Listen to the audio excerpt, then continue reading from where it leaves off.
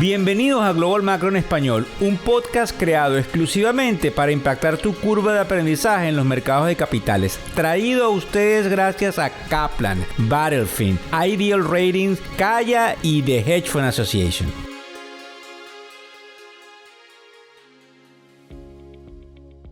Miércoles 21 de junio del año 2023. Buenas noches, buenas tardes, buenos días, dependiendo del lugar en donde nos estás escuchando. Y a la hora en la cual sintonizas el primer Global Macro podcast que hay, que te explica lo que sucede en materia económica, digamos, realmente la narrativa del día en español. Fíjense bien.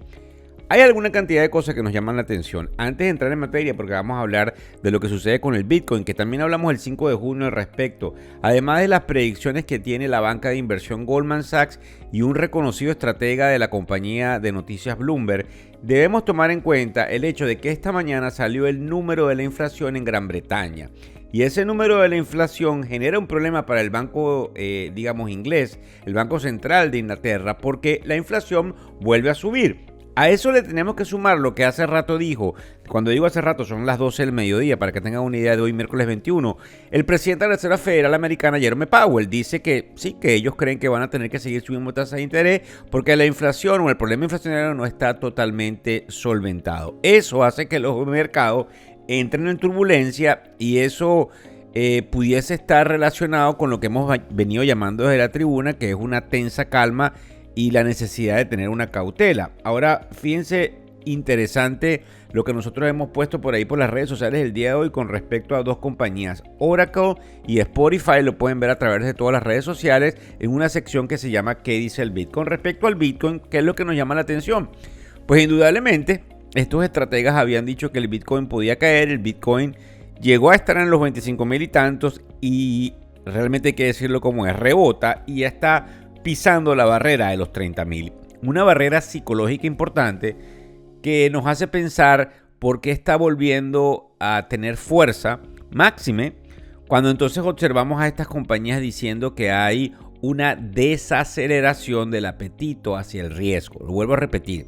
Si existe una desaceleración del apetito hacia el riesgo, debería existir una desaceleración en quienes deciden comprar el Bitcoin. Creemos, luego de basarnos en una cantidad de estudios, de hecho hay un portal que se llama Coindesk.com, C-O-I-N-D-E-S-K,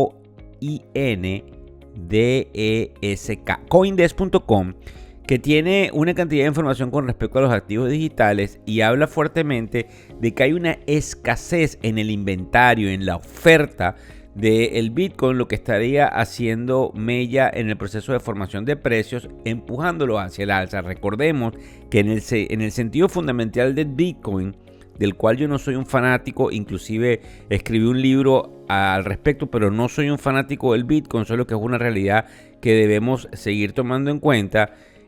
Hay un número finito de Bitcoins allá afuera que obviamente está por los 21 millones y ya se han creado alrededor de 19 millones de monedas que están en manos de los inversionistas. Hay que prestarle mucha atención porque recuérdense, y también aquí es interesante especular al respecto, que la subida que tuvo el Bitcoin a principios del año en curso del 2023 se debió a esa hecatombe bancaria que tuvimos con, como ustedes recuerdan, los bancos regionales. Pasando a las predicciones de Goldman Sachs, ellos dicen que hay que tomar en cuenta cualquier mecanismo de cobertura, que en inglés se llama hedge, y que pudiesen necesitar los inversionistas, no solamente los institucionales, sino cualquier tipo de inversionistas, porque ellos creen, aquí pónganse el cinturón de seguridad, de que el mercado podría caer tanto como 23%. Interesante, porque esto está en, total sincronización con lo que dicen algunos analistas del portal de noticias de Bloomberg. Ellos dicen que el mercado ha tenido rebotes similares hacia el alza en virtud de que hay algunos componentes técnicos que tienen que ver con la matriz en las cuales se forman lo que serían las curvas estadísticas y todas aquellas opiniones que tienen a más de uno observando los gráficos de la formación de precios y del volumen. El volumen es fundamentalmente la cantidad de títulos negociados.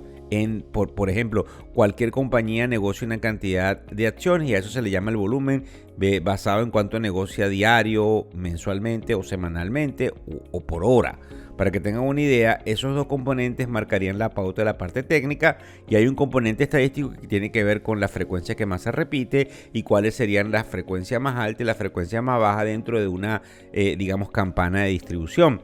Allí lo interesante es observar de que todos están pronosticando que antes de que pudiese existir un ciclo de recesión, el mercado en algunos casos sube. Y nosotros desde la tribuna, en virtud de seguir algunos de los indicadores que nos han dado a conocer en el pasado cómo empieza una recesión, tenemos que ser responsables, nuevamente llamando a la cautela, porque nosotros no creemos lo que por ejemplo dice mi gran amigo Tom Lee de Fonstra, de que estamos en una expansión económica. Nosotros mantenemos la cautela y sabemos que hay muchos inversionistas institucionales de mucho peso, como fondos de pensiones, como manejadores de fondos, como fondos mutuales, que están muy alarmados de lo que pudiese venirse en virtud de que empezásemos a observar algún tipo de problema en donde haya un decrecimiento con una inflación que no cede, que es lo que se llama normalmente en los libros de macroeconomía esta inflación. Fíjese bien, este analista de Bloomberg habla de que es prácticamente una copia del carbón el hecho de que el mercado haya hecho este rebote con respecto a lo que vimos en el 2006, en el año 2000 y en la depresión del 29. O sea, un rebote de un mercado que llega a un nivel, lo vuelven a comprar, lo llevan a unos niveles cercanos a un all-time high, que significa que es el máximo nunca antes visto, para luego caer. Nos da mucho miedo. Sin embargo, no podemos tapar el sol con un dedo y también tenemos que decir que la economía en ciertos aspectos sigue estando robusta y que no hemos caído aún en lo que sería una recesión. Hay un artículo importante, lamentablemente no lo puedo distribuir por el podcast, pero es un artículo importante con respecto a cómo se está comportando Suecia y cómo Suecia pudiese marcar la pauta de la debacle que pudiese venir en materia de recesión en Europa y en los Estados Unidos. Pero realmente, como me escucharon decir hace unos minutos atrás, todo muy confuso porque lo que observamos en Gran Bretaña es un crecimiento inflacionario. También hay otra parte estadística de la cual hay que tomarla en cuenta. Nunca en la historia hemos entrado en una expansión económica sin antes haber caído en una recesión. Entonces, si nosotros no caemos en una recesión, sería ilógico pensar que inmediatamente luego de turbulencia volvemos a una expansión económica. Fíjense bien, con respecto a los mercados, a esta hora 12:10 de la tarde, hora del este de los Estados Unidos, de hoy miércoles 21 de junio, nosotros tenemos a los mercados cayendo. Eso sí, no mucho, porque han recogido. Es por eso que nosotros tenemos que notoriamente hacer ese hincapié en la curiosidad que lleva de que a los mercados los siguen comprando. Entonces, es muy fácil venir a decirles a ustedes dentro de un podcast todo lo malo que está sucediendo cuando el mercado nos está diciendo todo lo contrario. ¿Por qué? Porque el mercado lo siguen comprando, porque probablemente, aunque algunos llamamos a que hay una falta de liquidez, no se refleja. Y pudiésemos entonces ir en sentido contrario a la lógica y que el mercado caiga en esa expansión que algunos llaman, como repito, nuestro queridísimo amigo Tom Lee. En cuanto al bono a 10 años, que nosotros llamamos en general, está en 3.77%. Nos llama la atención el hecho de que el petróleo sigue sumando algún tipo de puntos, subiendo alrededor del 2% el día de hoy para ubicarse en alrededor de los $72.65 el barril.